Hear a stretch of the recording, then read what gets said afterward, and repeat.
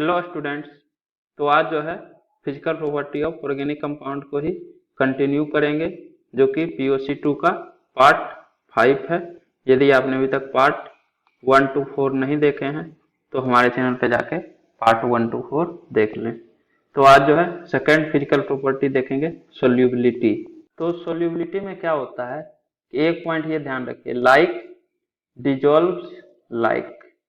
इसका मतलब क्या हुआ कि पोलर सब्सटेंस जो है पोलर सब्सटेंस में डिजोल्व होगा।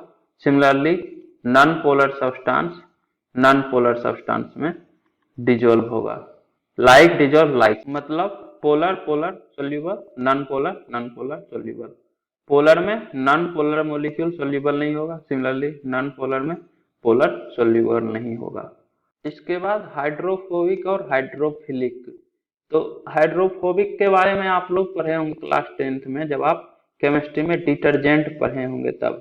तो हाइड्रोफोबिक वो पार्ट कहलाता है ऑर्गेनिक कंपाउंड का जो वाटर के साथ रिपल्सन करे, वो हाइड्रोफोबिक, और जो वाटर के साथ अट्रैक्शन करे वो हाइड्रोफिलिक।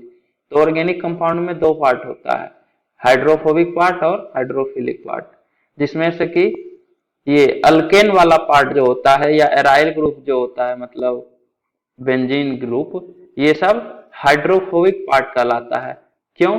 क्योंकि ये सब नॉन पोलर होता है और वाटर पोलर होता है। तो पोलर में नॉन पोलर सब्सटेंस सोल्यूबल नहीं होता है, तो इसलिए ये रिपल्सन शो करता है, मतलब हाइड्रोफोबिक पार्ट कहलाता है।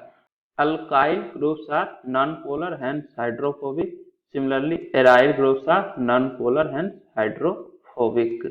तो ये सब नॉन पोलर होता है, इसलिए पोलर सब्सटेंस है वाटर, इसमें सोल्यूबल नहीं होता है। पोलर में पोलर सोल्यूबल होगा, लाइक डिजोल्व लाइक, तो इसलिए ये रेपेल करता है, हाइड्रोफोबिक पार्ट होता है।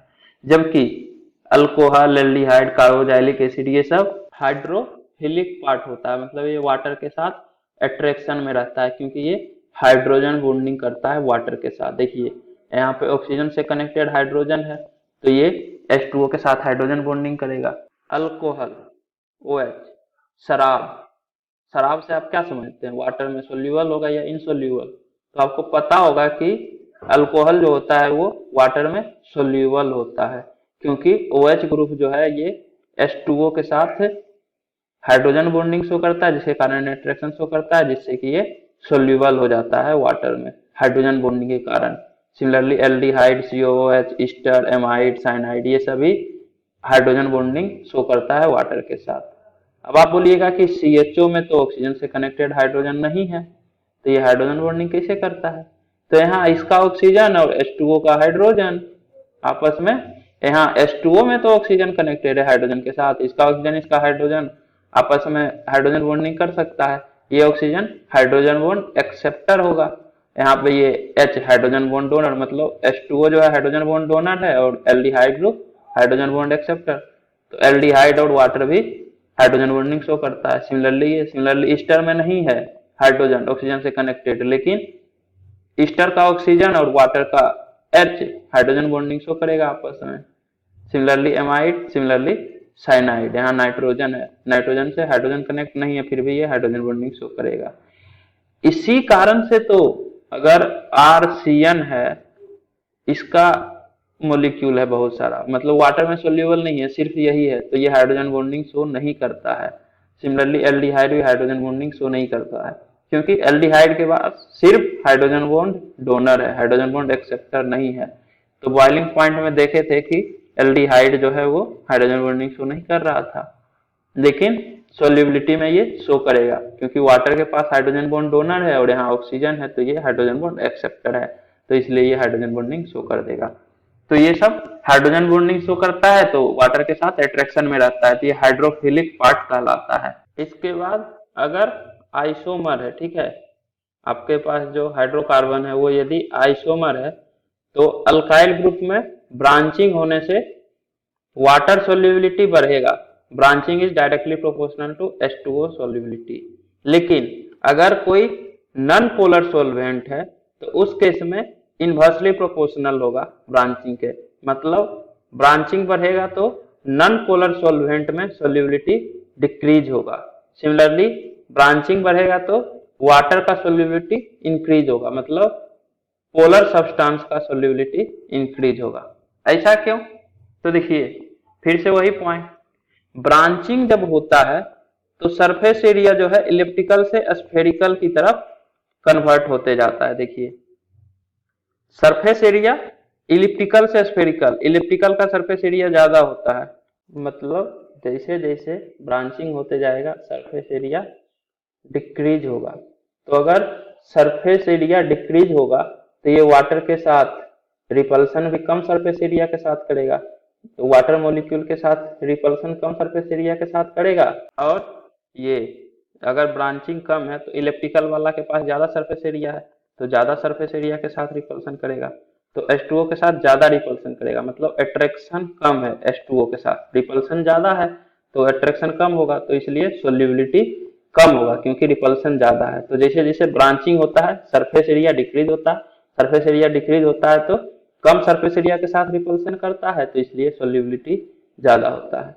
इसके बाद बॉइलिंग पॉइंट थोड़ा सा रिमाइंड कीजिए, पिछले लेक्चर में जो बताए थे, तो वहां पे हम लोग बताए थे कि जब ब्रांचिंग होता है तो अट्रैक्शन घटता है, मतलब सरफेस एरिया जो है इलिप्टिकल से स्फेरिकल की तरफ जब जाता है तो सरफेस एरिया डिक्रीज होता है, सरफेस एरिया डिक्रीज होता है तो कम सरफेस एरिया के साथ अट्रैक्शन रहता है। यहाँ बोल रहे हैं कि कम सरफेस एरिया के साथ रिपल्सन होगा, उल्टा क्यों हो गया? तो देखिए एक्चुअली में बॉइलिंग पॉइंट में क्या होता है, एक कंटेनर में आपके पास अल्कोहल है मान लीजिए, तो पूरा कंटेनर अल्कोहल है, मतलब सेम टाइप का मॉलिक्यूल है।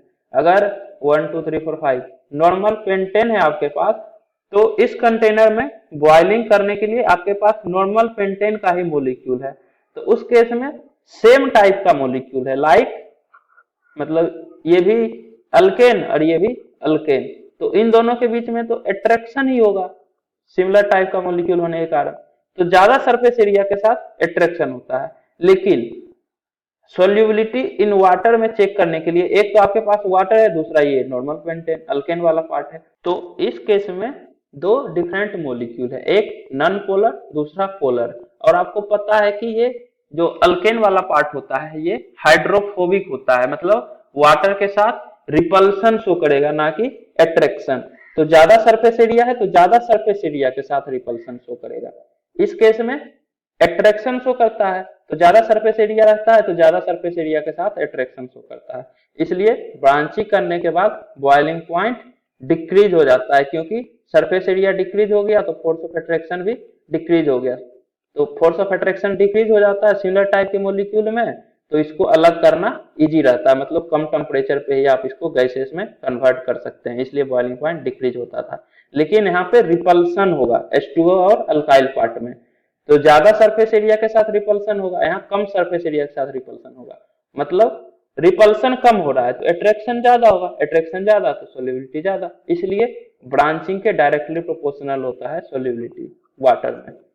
लेकिन अगर नॉन पोलर सॉल्वेंट है तो उस केस में तो उल्टा हो जाएगा, ये भी नॉन पोलर, दूसरा जो सॉल्वेंट है वो भी नॉन पोलर, तो नॉन पोलर के बीच में अट्रैक्शन होगा, तो अट्रैक्शन में क्या होगा, ज्यादा सरफेस एरिया है इलिप्टिकल का तो ज्यादा सरफेस एरिया के साथ अट्रैक्शन करेगा, अट्रैक्शन ज्यादा तो सोल्यूबिलिटी ज्यादा, तो इसलिए ब्रांचिंग होगा तो सरफेस एरिया घट जाएगा तो अट्रैक्शन भी घट जाएगा नॉन पोलर के बीच में, तो अट्रैक्शन घटेगा तो सोल्यूबिलिटी भी घट जाएगा, तो ब्रांचिंग होगा तो सोल्यूबिलिटी घटेगा अगर नॉन पोलर सॉल्वेंट है तो वही है कि branching is inversely proportional to solubility in non polar solvent. Non polar solvent के केस में ब्रांचिंग होने पे सोल्यूबिलिटी घट जाएगा, जबकि वाटर के केस में ब्रांचिंग होगा तो सोल्यूबिलिटी बढ़ेगा, या फिर कोई भी पोलर सॉल्वेंट के केस में यही होगा। इसके बाद ये सब देखिए ऑर्गेनिक कंपाउंड है आपके पास, तो ये जो यहाँ से ये पूरा एग्जाम्पल है इस तरह से, ये वाटर इनसोल्यूबल होता है, वायली लेयर होता है, वाइल समझ रहे हैं ना, वाटर में वाइल सोल्यूबल नहीं होता है, आप ये चीज तो फील कर रहे होंगे, वाटर में अगर आप वाइल मिलाइएगा तो ऊपर तैरते रहता है, फ्लोट करते रहता है, सोल्यूबल नहीं होता है, क्योंकि इसमें हाइड्रोफोबिक वाला पार्ट ज्यादा है। देखिए बेंजीन के साथ OH तो हाइड्रोजन बॉन्डिंग शो करेगा, लेकिन बेंजीन वाला पार्ट ये इतना बड़ा हाइड्रोफोबिक पार्ट है जो कि इनसोल्यूबल बनाता है। सिमिलरली यहाँ पे भी इतना बड़ा हाइड्रोफोबिक पार्ट है एनिलीन, यहाँ क्लोरीन, NO2, एल्डिहाइड, इतना बड़ा अल्काइल पार्ट जो है हाइड्रोफोबिक पार्ट है। ये सब हाइड्रोफोबिक पार्ट वाटर के साथ रिपल्सन शो करता है और इसलिए इन सभी मॉलिक्यूल को इनसोल्यूबल बनाता है, मतलब ये वाइली लेयर फॉर्म करता है वाटर में, वाइल की तरह ये लेयर फॉर्म करता है, वाटर में फ्लोट करते रहता है। नेक्स्ट, ये सब जो है इसमें देखिए हाइड्रोफोबिक पार्ट OH, COH ये सब स्ट्रॉन्ग हाइड्रोजन बॉन्डिंग करेगा, hydrogen bonding, hydrogen bonding, hydrogen bonding. यहाँ पे देखिए अल्काइल पार्ट में इतना ज्यादा हाइड्रोजन बॉन्डिंग है तो इसलिए ये सब वाटर में सोल्यूबल होता है। अगर आप इसको देखें तो ये C6H12O6 ग्लूकोज है, तो ग्लूकोज सोल्यूबल होता है वाटर में, ये तो पता है। क्यों? क्योंकि देखिए इतना सारा OH ग्रुप प्रेजेंट रहता है और एल्डिहाइड ग्रुप ये वाटर के साथ हाइड्रोजन बॉन्डिंग शो करता है।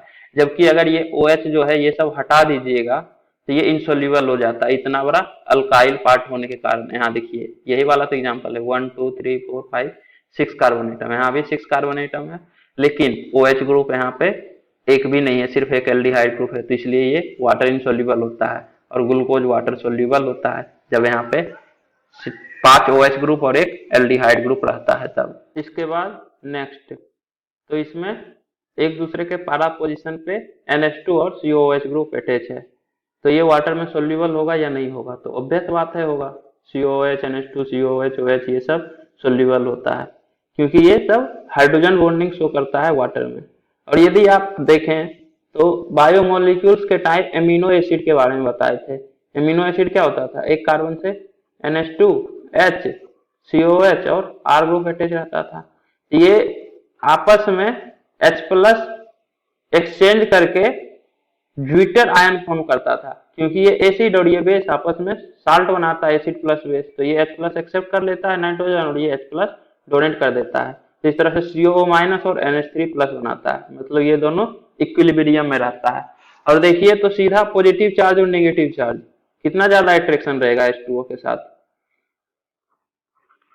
H2O में से O माइनस अगर हाइड्रोजन बॉन्ड एक्सेप्टर है, सिमिलरली ये डोनर जो है नाइट्रोजन में पॉजिटिव चार्ज, इलेक्ट्रोनेगेटिविटी और बढ़ा देगा, तो ये और अच्छा से हाइड्रोजन पे डेल्टा पॉजिटिव चार्ज क्रिएट करेगा, जिससे कि ये हाइड्रोजन बॉन्डिंग और स्ट्रॉन्ग करता है, तो ये वाटर सोल्यूबल होता है। ऐसे तो यहाँ से भी आप देख सकते हैं, लेकिन इसका ज्विटर आयन फॉर्म से और आपको क्लियरली दिख रहा होगा, पॉजिटिव और नेगेटिव चार्ज के कारण अट्रैक्शन और ज्यादा रहेगा वाटर मॉलिक्यूल के साथ, क्योंकि ये डायरेक्ट पॉजिटिव नेगेटिव के कारण ज्यादा पोलरिटी आ जाएगा ना, इस तरह से भी आप सोच सकते हैं।